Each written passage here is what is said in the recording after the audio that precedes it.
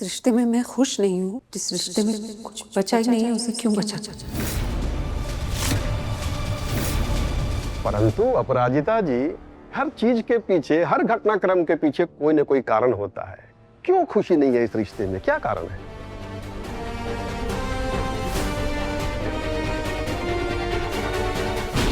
अपराजिता, तुम्हें कोर्ट को सारी डिटेल्स बतानी पड़ेगी, वरना ललित इसी तरह नाटक करता जाएगा और जज साहब उसकी बात मान जाएंगे और डिवोर्स नहीं देंगे।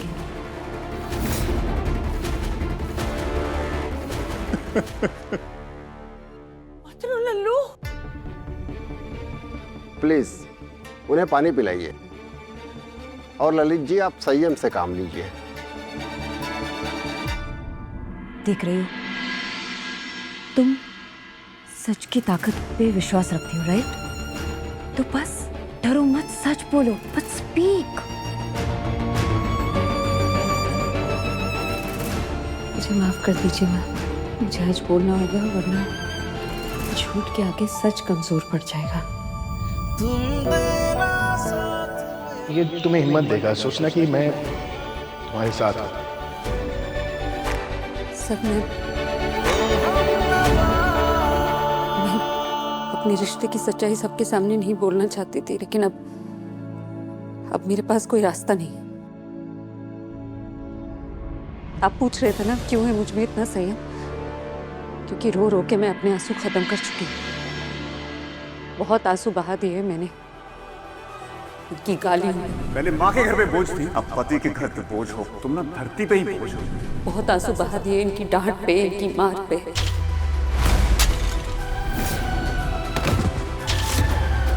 अब और आंसू बहाना नहीं चाहती मैं।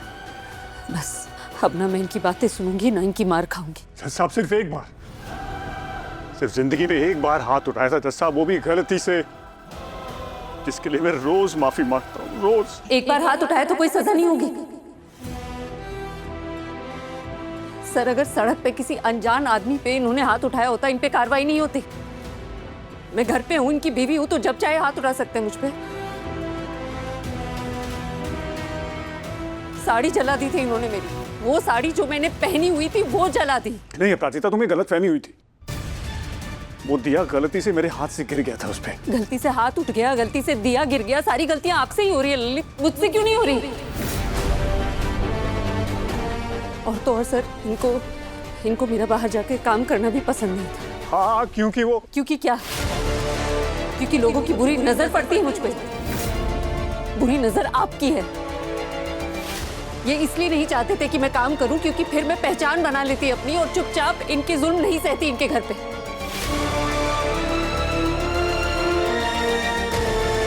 इसके बावजूद जब मैंने अपनी पहचान बनाने के लिए एक कंपटीशन में हिस्सा लिया तो इन्होंने मेरा करघा, वो कपड़े बनाने वाली मशीन, तोड़ दी।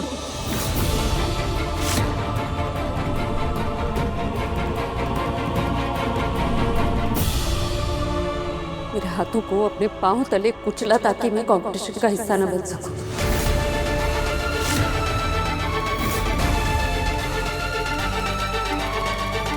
और ये सब होने के बावजूद जब अपनी मेहनत से मैंने साड़ी बना ली तो इन्होंने वो साड़ी ही चुरा ली।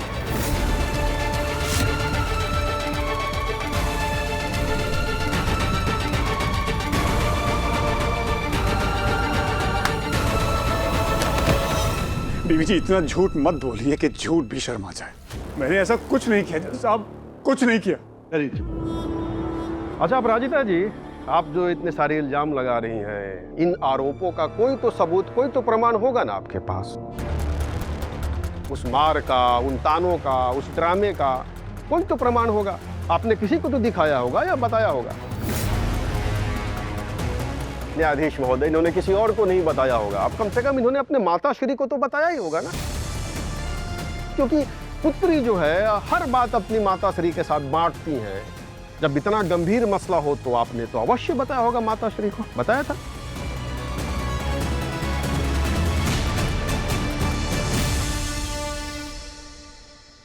मैंने किसी को कुछ नहीं बताया। मैंने अपने परिवार को कुछ नहीं बताया 4 साल तक सर, क्योंकि मुझे लगा कि एक दिन शायद सब ठीक हो जाएगा और मैं नहीं चाहती थी कि लोग ललित को गलत समझें। और मैं नहीं चाहती थी कि मेरे माँ पापा मेरे लिए परेशान और चिंता करें।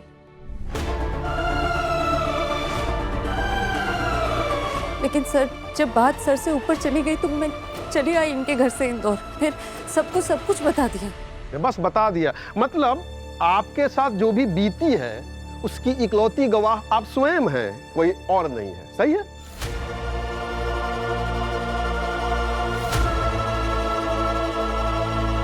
तुम्हारे हाथ पर चोट लगी है? तुम चलो मेरे साथ, मैं दवाई लगा देता हूँ। एक गवाह है सर, मिस्टर रक्षित भारद्वाज, वो मेरे बॉस है, उन्होंने मेरा जख्मी हाथ देखा था।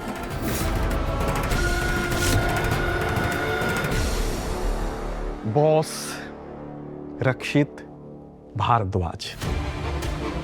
अपराजिता जी, यदि मैं गलत नहीं हूं तो ये रक्षित भारद्वाज जी वही महोदय है ना जिनके साथ आपका चक्कर चल रहा है, चक्कर चल रहा है, चक्कर चल रहा है।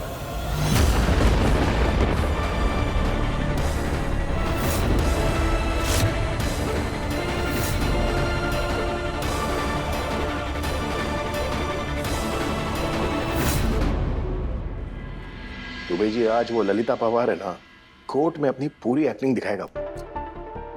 दुबे जी, आप एक काम करिए, आप आज अपराजिता को डे ऑफ दे ही दीजिए, और मेरी भी आज के लिए सारी मीटिंग जो है वो कैंसिल कर दीजिए। आज अपराजिता की कोर्ट की हियरिंग है, नर्वस होगी, टेंशन में होगी। सोच रहा हूँ आज कोर्ट ही चला जाओ। I think that's a good idea. समझ में नहीं आ रहा, अगर चला गया तो कोर्ट में उससे मिलकर हौसला अफजाई तो कर ही सकता है। क्या करें दुबे जी, आप मेरा पीछा क्यों कर रहे हैं? वाई? सो सॉरी सर, वो एक्चुअली आपको टेंशन हो रही है ना, तो हमें भी टेंशन हो रही है साथ में। वो टेलीटेपी तो करिए ना कुछ टेढ़ी टट्टी का, हाँ? भगाइए टेंशन को दूर।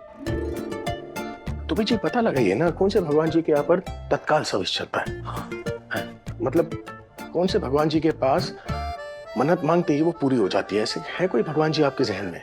सर, वो भगवान जी हैं सर, वो भी तो बिजी रहते हैं ना। कोई ऑनलाइन डिलीवरी तो नहीं है कि आपने झट से मन्नत मांगी और उन्होंने फट से टंग करके सोल्यूशन भेज दिया। नहीं सर। दुबे जी, ये टिंग होता है, ये टंग होता है। Okay sir. तो फिर क्या करें? सर, एक बात कहें, जो आप कर रहे हैं ना वो बेस्ट कर रहे हैं। आप दिल से अपराजिता जी का भला चाहते हैं और आप दिल से उनकी मदद भी कर रहे हैं। तो देखना सर, जो होगा ना वो अच्छा ही होगा, आई एम श्योर। अब समझ में आया कि आप ललित जी के साथ रिश्ता क्यों नहीं रखना चाहती हैं, उसे क्यों तोड़ देना चाहती हैं। सत्य यह है न्यायाधीश महोदय कि श्रीमती अपराजिता जी का एक अन्य अमीर व्यक्ति के साथ अवैध विवाहेतर संबंध है, जिसे न्याय की भाषा में अडल्ट्री कहते हैं।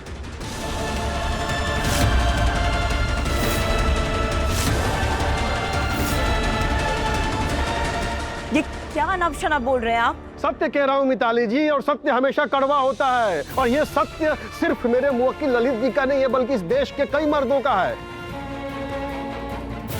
मेरे काबिल दोस्त ने कहा ना कि एक लड़की जब ससुराल जाती है, अपने पति के घर जाती है, तो अपने साथ उम्मीद, सपने और सुकून लेकर जाती है। पर ये आधा सच है, पूरा सच क्या है वो मैं बताता हूं। उम्मीद लेकर जाती जरूर है, पर उम्मीद किस बात की? ऐशो आराम के जिंदगी की। सपने किस बात के? बेहतर जिंदगी जीने के। और सुकून इस बात की कि उसका पति तो उसे ये सारी चीजें देगा ही देगा, ना कि गुंजाइश ही नहीं है। पर दुर्भाग्यवश अपराजिता जी को ललित जी के घर में ऐसे कोई भी सुख नहीं मिले, क्योंकि ये सारे सुख दौलत से बने हुए थे। इसलिए इनकी जो अपेक्षा थी उससे ये वंचित रह गए। और ये ललित जी की गलती है, मैं मानता हूं। ये गलती ये किया इन्होंने कि बिना दौलत बटोरे हुए इन्होंने शादी कर ली, वो भी अपराजिता जी जैसी लड़की के साथ। इसलिए जैसे ही अपराजिता जी को मौका मिला, उन्हें लगा कि उनके सपने पूरे हो जाएंगे, यहां नहीं कहीं और सही, तो उन्होंने तुरंत मन बना लिया कि वो ललित जी से आजाद हो जाएंगे।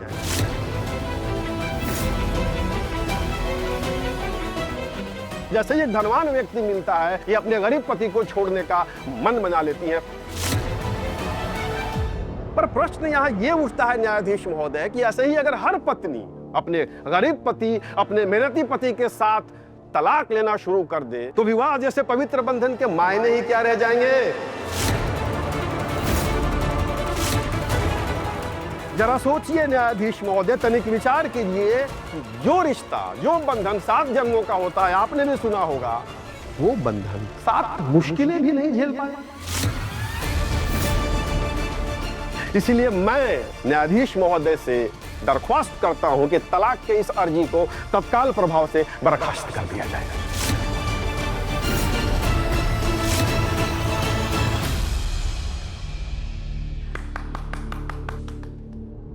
सॉरी जज साहब। रद्धारी जी, आपकी हिंदी बहुत शुद्ध है, लेकिन आपकी सोच उतनी ही अशुद्ध। कोर्ट को सबूत चाहिए, आपकी मन घड़त कहानियां नहीं। मिताली जी, प्रत्यक्ष को प्रमाण की आवश्यकता नहीं होती। फिर भी यदि आपको प्रमाण चाहिए तो प्रमाण उपलब्ध है, मैं आपको अभी बताता हूं। प्रमाण चाहिए आपको।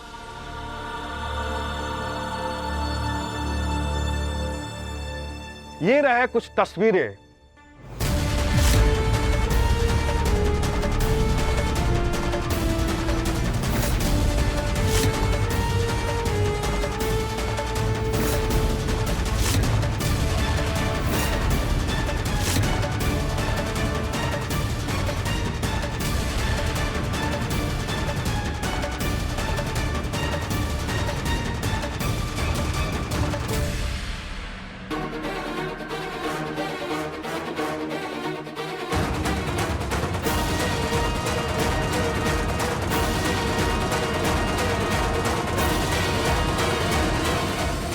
ये उस अस्पताल के कागजात हैं जहां दुर्घटनाग्रस्त होने के उपरांत अपराजिता जी भर्ती हुई थी। इस कागजात पे उस अवैध संबंधित व्यक्ति के हस्ताक्षर हैं और वो भी इनको अपना पति बताकर।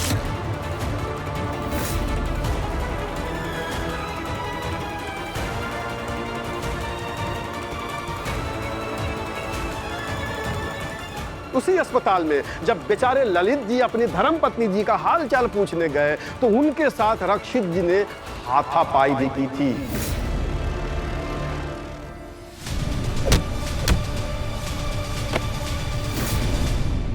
और कितने प्रमाण चाहिए आपको मिताली जी? ये अपराजिता जी का रक्षित जी के साथ अवैध संबंध है, अब भी आप नहीं मानेंगी? तो ये है आपका प्रमाण? किसी की मदद करने को आप एक्स्ट्रा मैरिटल अफेयर का एविडेंस बना रहे हैं? मदद? तो जरा मुझे समझाइए कि रक्षित जी अपराजिता जी की मदद क्यों कर रहे हैं? किस रिश्ते से? वो भी इतनी मदद? आखिर उनको इनकी इतनी फिक्र क्यों है?